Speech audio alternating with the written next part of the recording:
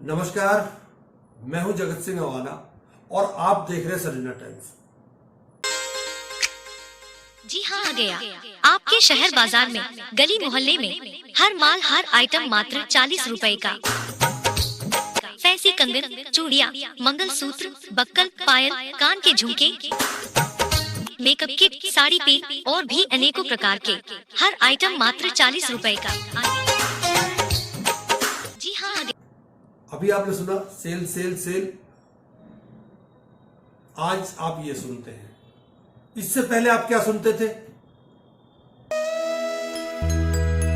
जहाँ डाल डाल पर सोने की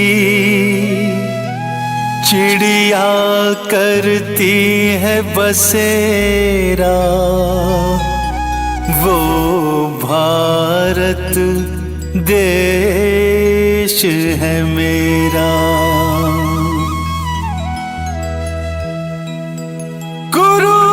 वो भारत देश है मेरा, वो भारत देश है मेरा, वो भारत देश है मेरा, वो भारत देश। डाल डाल पर सोने की चिड़िया करती है बसेरा, वो भारत देश है मेरा। ऐसे गाने और ऐसी लैंग्वेज का इस्तेमाल इस देश में होता था, परंतु अब क्या हो रहा है? जिस देश, जो गंगा यमुनी तहजीब का देश था, जिसमें सूरज सबसे पहले डेरा डालता था, इसी गाने में उस देश से आखिर हमारे देश के उद्योगपति, करोड़पति देश छोड़ छोड़कर क्यों भाग रहे हैं? मैं आज आपको ऐसा चौंकाने वाला आंकड़ा देने वाला हूं कि आप कहेंगे कि ये हो क्यों रहा है। आप यकीन नहीं करेंगे, परंतु मेरे पास तथ्य है, मैं आपको तथ्यों के साथ बताऊंगा। हर साल इस देश में करीब करीब 7 से 8 हजार लोग पासपोर्ट और वीजा, पासपोर्ट छोड़ रहे हैं इंडिया का। क्यों छोड़ रहे हैं? क्या कारण है? उसके कारण मैं आपको बताऊंगा। परंतु अब जो नया मामला आया है सेल सेल का, अमेरिका ने 5.5 करोड़ रुपए में गोल्डन वीजा का ऐलान आज या कल करने वाला है। उससे पहले दुबई ने एक गोल्डन वीजा का ऑफर खास तौर पर भारतीयों के लिए दिया है। उसे पता है कि भारत का मिडिलमैन टैक्स दे देकर बेचारा ककड़ी बन चुका है, हर चीज पर टैक्स देता है। सड़क पर चलता है उसका टैक्स देता है, गाड़ी में बैठता है उसका टैक्स देता है।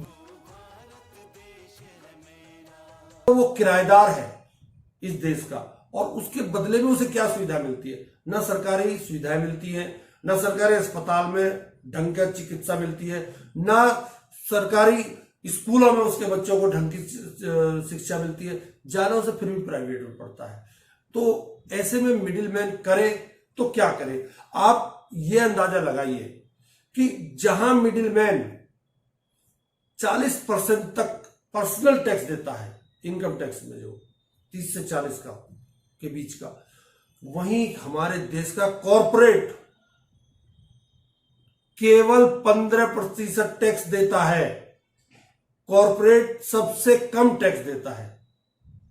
में छपे विवेक कौल के इस लेख पर यह मिडिल क्लास बहस क्यों नहीं कर रहा कि देश असल में वो चला रहा है, कॉरपोरेट नहीं। टैक्स देते देते उसकी हालत खराब हो रही है, मगर यह देश चल उसी के पैसे से रहा है।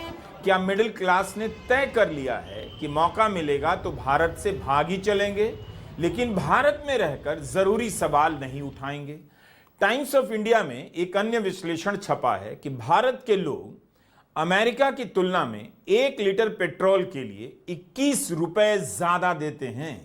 कहीं ऐसा तो नहीं कि जोश में मिडिल क्लास ने एक ऐसा देश बना दिया कि अब उसे भी लग रहा है कि बोलने का मतलब है छापा या जेल, और कहीं कोई सुनवाई नहीं। धर्म के नाम पर राष्ट्र बनाने की आंधी में मिडिल क्लास के कंधे पर टैक्स का बोझ बढ़ता गया और उसकी हलक से आवाज निकलनी बंद होती गई।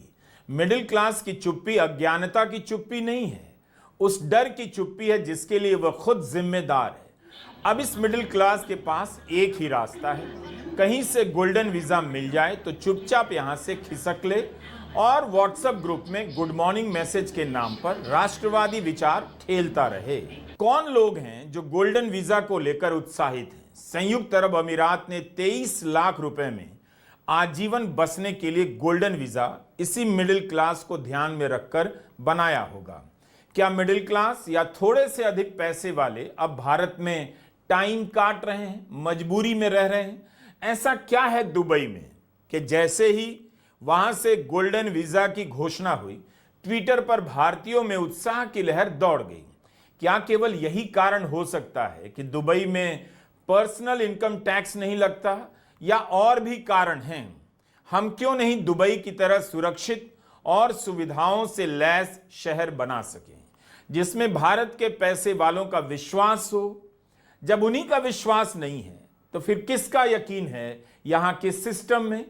हम उन लोगों की बात नहीं कर रहे जो पढ़ाई और रोजगार के लिए ध्यान में रखकर यूएई ने यह स्कीम बनाई है। लिखा जा रहा है कि चीन को भी यह सुविधा दी जा सकती है। संयुक्त अरब अमीरात ने गोल्डन वीजा लॉन्च किया है। इसके पहले आप 4.5 करोड़ से कुछ अधिक का निवेश कर दुबई में रहने का अधिकार प्राप्त कर सकते थे, लेकिन अब दुबई में प्रॉपर्टी खरीदने की कोई जरूरत नहीं, ना वहां बिजनेस में निवेश करने की जरूरत है। आप बस 23 लाख रुपया दीजिए, आपका बैकग्राउंड चेक होगा और वीजा मिल जाएगा। गोल्डन वीजा वाले स्थायी रूप से आजीवन दुबई में रह सकेंगे। उन्हें वहां की शानदार सुविधाएं मिलेंगी और कानूनी अधिकार भी। यही नहीं, गोल्डन वीजा वाले अपने परिवार के सदस्यों, रिश्तेदारों, घरेलू सहायकों और चालकों को भी स्पॉन्सर कर सकते हैं। इसके पहले यूएई में 4.5 करोड़ से अधिक का निवेश करना पड़ता था, मगर अब यह काम 23 लाख से कुछ अधिक की एक मुश्त रकम देकर हो जाएगा। लगता है 23 लाख की रकम पर वीजा देने की योजना के पीछे ग्रेटर नोएडा, गुरुग्राम की वाहियात सुविधाओं से त्रस्त लोगों को ध्यान में रखा गया है। 4-4 करोड़ का फ्लैट है, अपार्टमेंट के बाहर गंदगी का अंबार, सुरक्षा का पता नहीं, अस्पताल से लेकर कॉलेज कुछ भी पता नहीं। हालत यह है कि नोएडा, ग्रेटर नोएडा और गुरुग्राम के लोग जितनी शेखी बघार लें, लेकिन इन 3 शहरों में एक भी ढंग का सरकारी कॉलेज नहीं है जहां इनके ही बच्चे उच्च स्तरीय शिक्षा हासिल कर सकें। प्राइवेट के नाम पर मोटी फीस वसूलने की दुकानें जरूर खुल गई हैं, इससे ज्यादा कुछ नहीं। ज्यादातर प्राइवेट कॉलेज इस सिद्धांत पर चलते हैं कि अनजान और बेवकूफ लोगों की कमी नहीं है, कोई ना कोई दैवी कृपा के सहारे एडमिशन लेने आ जाएगा कि पहले डिग्री ले लेते हैं, बाद में देखा जाएगा, ग्रह नक्षत्र उसकी किस्मत बदल देंगे, और वह मोटी फीस दे आता है। मिडिल क्लास लगातार ठगा जा रहा है। अब उसे ठगने के लिए साइबर फ्रॉड की भी व्यवस्था सक्रिय कर दी गई है। तो हो सकता है कि ऐसे लोगों को ध्यान में रखकर संयुक्त अरब अमीरात ने यह योजना शुरू की है ताकि यहां के लोग मात्र 23 लाख में गोल्डन वीजा लेकर दुबई में किराए के मकान में रहना शुरू कर दें। जरूरी नहीं कि आप वीजा लेकर लगातार ही वहां रहें। यह भी नियम बनाया गया है कि अगर आप 6 महीने तक दुबई से बाहर रहते हैं तब भी आपका वीजा मान्य रहेगा। अगर गोल्डन वीजा पाने वाले व्यक्ति की मौत हो जाए तो भी उसके परिवार वाले यूएई में परमिट पूरा होने तक रह सकते हैं। दुबई से मुंबई डायरेक्ट फ्लाइट के 3 घंटे लगते हैं और दुबई से दिल्ली और बेंगलुरु के 4 घंटे लगते हैं। दुबई में भारतीय दूतावास की वेबसाइट का आंकड़ा है कि वहां 43 लाख से अधिक भारतीय रहते हैं। अभी तक पलायन, नौकरी, पढ़ाई के नाम पर जा रहे थे, लेकिन यह एक नया पलायन है। वीजा पलायन, अच्छे शहरों की तलाश में पलायन। कहीं का भी वीजा मिल रहा है, भारत के ये लोग अटैची उठाकर चल देते हैं। यह अपने आप में बता रहा है कि यहां की बदहाल व्यवस्था से लोग बुरी तरह तंग आ गए हैं। भारत के पैसे वालों में भारत छोड़ने की इतनी बेचैनी क्यों है? क्या इसलिए कि संयुक्त अरब अमीरात यूएई में टैक्स नहीं लगता? पैसे वाले लोग, मिडिल क्लास के लोग टैक्स देते देते परेशान हैं, बदले में उन्हें खास सुविधाएं मिल नहीं रही। उन्होंने अब यह सच्चाई देख ली है। कई देशों में घूमने 2014 से 2024 के बीच 17 लाख से अधिक लोगों ने भारत की नागरिकता छोड़ दी। कोविड के प्रतिबंधों के हटते ही 2022 में 2.25 लाख से अधिक लोगों ने भारत की नागरिकता छोड़ी थी। हम नहीं जानते कि 2.25 लाख लोग क्यों भारत की नागरिकता छोड़ गए। क्या कोविड के कारण इस इंतजार में थे, या कोविड के समय भारत की बदहाल चिकित्सा व्यवस्था का हाल उन्होंने देख लिया कि जिंदा रहना है तो सबसे पहले यहां से भागो। क्यों जा रहे हैं अमीर भारतीय, मिडिल क्लास भारतीय प्यारे भारत को छोड़कर? अगर 11 साल में इतना ही कमाल हो गया है तो पैसे वालों का पलायन क्यों नहीं रुक रहा है? पूरे दुनिया में क्या हुआ? पैंडेमिक आया, महामारी। इंडिया में क्या आया? महाउत्सव।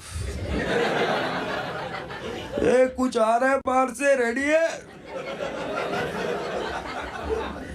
कोविड कहाँ से आया? फ्लाइट से, इंटरनेशनल। लॉकडाउन कहाँ लगा दिया? पूरे देश में। लॉजिक नहीं पता।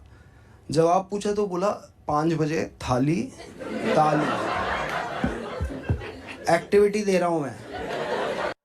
एक्टिविटी का क्या इम्पैक्ट होगा किसी ने एनालाइज किया?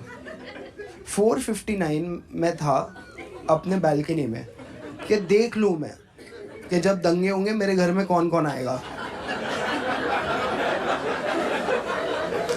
उधर एक कौवे का घोंसला था, ठीक है। 459 को वो कौवे का कॉन्फिडेंस जो था ना, देख लेंगे क्या है जिंदगी, चिंता भी नहीं कोई बात की। इस बच्चे को मैं यूपीएससी कराऊंगा, ये वाले को फॉरेन भेजूंगा। 5 बजे फिर थालियां बजनी चालू हुई, कौवा उड़ते रहा। उसको लगा एरिया में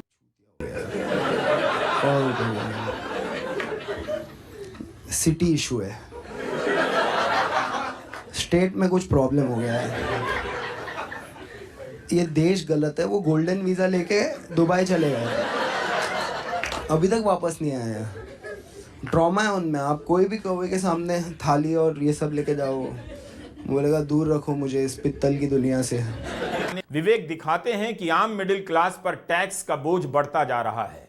2019 के पहले भारत में जितना भी टैक्स जमा होता था उसमें कॉरपोरेट का हिस्सा ज्यादा होता था, बड़ी बड़ी कंपनियों का, जिनका मुनाफा या बिजनेस कई लाख करोड़, हजारों करोड़ में होता है। लेकिन उस साल 30% का टैक्स घटाकर 22% कर दिया गया। यही नहीं, कॉरपोरेट को कई तरह की छूट भी दी गई, जिससे कॉरपोरेट पर टैक्स 15% के बराबर आ गया। इससे हुआ यह कि 2024-25 में भारत सरकार ने आम करदाताओं से 12,57,000 करोड़ रुपए जमा किए और कॉरपोरेट से मात्र 9.8 लाख करोड़ ही। मतलब आम मिडिल क्लास ने कॉरपोरेट से 28% ज्यादा टैक्स दिया। यही नहीं, 2025-26 में यह अंतर बढ़कर 33% हो जाने का अनुमान। अब आप ये देखिए कि दुबई ने, यूएई ने 23 लाख रुपए में गोल्डन वीजा का ऐलान कर दिया है। आप लोग राष्ट्रवाद का चूरन चाटिए, आप अपने हक की लड़ाई मत लड़िए। आप केवल उन बातों पर लगिए कि मुसलमान का कहां नुकसान हो सकता है, मुसलमान कहां मारा जा सकता है, मुसलमान हमारे देश को खोखला कर रहे हैं, मुसलमान हमारे देश की संसाधनों पर कब्जा कर रहे हैं। इसके अलावा आप मत सोचिए, मंदिर बनाने पर सोचिए, सड़क बनाने पर सोचिए, नौकरी का कहे मत सोचिए। आपको कहे कि महंगाई है, मत कहिए। महंगाई का मैं बोलना भी अब इस देश में बहुत भारी पड़ने वाला है, या भारी पड़ रहा है, परंतु आप बोलिए मत, आपके ऊपर भी भारी पड़ सकता है। दूसरा, भारत में अब कितने लोग ऐसे हैं जो ये ऑफर आया है 23 लाख का, उसमें कितने लोग जा सकते हैं? एक अनुमान के अनुसार 5,000 व्यक्ति, 5,000 भारतीय नागरिक हर साल इस 23 लाख रुपए का इस्तेमाल करेंगे, क्योंकि उन्हें पता है कि मैं कितना भी टैक्स दे लूं, यहां सारी सुविधाएं पैसे वालों के लिए है। कल एक आंकड़ा आया है कि जी, सरकारी आंकड़ा है कि अब जो गरीब है वो केवल 5.5 करोड़ रह गया इस देश में। क्या आप इस पर यकीन कर सकते हैं कि 5.5 करोड़ गरीब रह गया? जब 5.5 करोड़ गरीब है तो 2024 के चुनाव में जो 81 करोड़ लोगों को भोजन दिया जाता था, वो अब 91 करोड़ 50 लाख कैसे हो गया? अगर घटे हैं तो ये क्यों किसको बढ़ाकर दे रहे हैं? क्या ये पाकिस्तान को भेजा जा रहा है, बांग्लादेश को भेजा जा रहा है, या श्रीलंका को भेजा जा रहा है? सोच कर देखिए। इसके अलावा आप कॉरपोरेट का देखिए, कॉरपोरेट मजे ले रहा है। कॉरपोरेट को बैंकों में छूट मिलती है, उसी एक बैंक से कई कई कंपनियां बनाकर लोन ले लेता है, उसका कुछ नहीं बिगड़ता। एक किसान अगर 1 लाख रुपए ले ले तो अगर वो ब्याज न दे पाए उसके घर पर मनाती हो जाती है, उसके घर पर आकर पुलिस वाले उसे उठा के ले जाते हैं और काल कोठरी में बंद कर देते हैं। क्या कॉरपोरेट को आपने किसी आदमी को ऐसे बंद होते देखा? क्या कॉरपोरेट के किसी आदमी को आपने देखा कि उसने पैसे जमा कर दिए, उसने उस कंपनी को करप्ट किया, दूसरी कंपनी खोल ली, नया लोन ले लिया? तो ये सारी सुविधाएं पैसे वालों के लिए। 23 लाख रुपए में मिडिल मैन जो पिस रहा है, हर चीज में टैक्स दे रहा है, हर चीज के लिए मर रहा है, बच्चों की पढ़ाई के लिए मर रहा है, महंगाई से मर रहा है, बोलेगा नहीं। उसकी कमर टूट चुकी है इस महंगाई के चक्कर में, लेकिन बोलेगा नहीं, क्योंकि उसे बोलने का अधिकार नहीं है। बोलने का अधिकार किसके पास है? जो हिंदू मुसलमान करते हो, जो आपस में लड़ाते हो, जो केवल मंदिरों की बात करते हो, मंदिर मस्जिद की लड़ाई करते हो, मंदिर मस्जिद के नाम पर कई लोगों की बलि चढ़वा देते हो, मंदिर मस्जिद के नाम पर गरीबों के बच्चों को सूली पर चढ़ा देते हो। मैं आपसे सवाल करता हूं, आप एक आदमी का मुझे नाम बताइए। आजकल कांवड़ का मामला चल रहा है, कांवड़ यात्रा का, एक नेता का नाम मुझे बताइए कि जिसके लड़का कांवड़ लेने गया हो। एक अधिकारी का बेटा बताइए जो कांवड़ लेने गया हो। एक नेता का नाम, ऐसा बेटे का ऐसा नाम बताइए, या नेता का ही आप बता दीजिए जो अपने आप को हिंदू बताता है और वो अपनी एक फोटो दिखा दे। आप योगी आदित्यनाथ की एक फोटो दिखा दीजिए, आप अमित शाह की एक फोटो दिखा दीजिए, आप नरेंद्र दामोदर मोदी की दिखा दीजिए, आप किसी की भी दिखा दीजिए बड़े नेता की कि ये कांवड़ लाया था।